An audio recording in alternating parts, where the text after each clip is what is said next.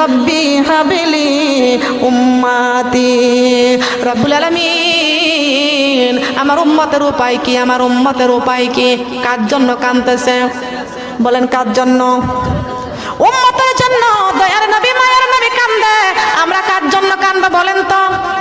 ওই নবীজির জন্য আমাদের কান্দার দরকার আছে কি আছে না? আছে না? আমার আল্লাহ পাক রব্বুল আলামিন ডাক দিয়ে বলতেছেন জিব্রাইল রে, ও জিব্রাইল, আমার বন্ধু তায়েফের মাঠে, আমার বন্ধু তায়েফের মাঠে পাথরের আঘাত খাইতে খাইতে আমার বন্ধু 3 বার করে বেহুশ হয়ে গিয়েছিলেন। বলেন সুবহানাল্লাহ। কোন জায়গায়? আমার নবী মুহাম্মদ রাসূলুল্লাহ সাল্লাল্লাহু আলাইহি ওয়াসাল্লাম এই তায়েফের মাঠে কালেমার দাওয়াত নিয়ে গেলেন। এই তায়েফের যুবকরা আমার নবীকে পাথর মারল। কি মারছিল বলেন? কি মারছিল? নবীজি এই কালেমার দাওয়াত নিয়ে তায়েফে গিয়েছিলেন, আর তায়েফবাসীরা আমার নবীকে পাথর মেরে মেরে রক্তাক্ত করে দিয়েছিলেন। এমন মারা মারিল নবীকে তায়েফবাসীর বেদিনে, বেহুশ হয়ে পড়িয়া গেলেন আমার সোনার নবীজি জমিনে। আল্লাহুম্মা সাল্লি আলা মাওলানা মুহাম্মদ হাবিবানা। আল্লাহুম্মা সাল্লি আলা মাওলানা মুহাম্মদ সাইয়্যিদিনা।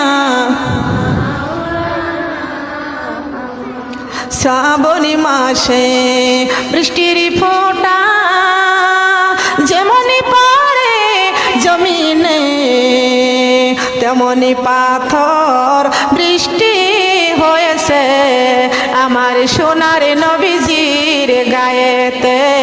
আল্লাহুম্মা সাল্লি আলা মাওলানা মুহাম্মদ সাইয়্যিদিনা। কাফের ছিল হাজার হাজার,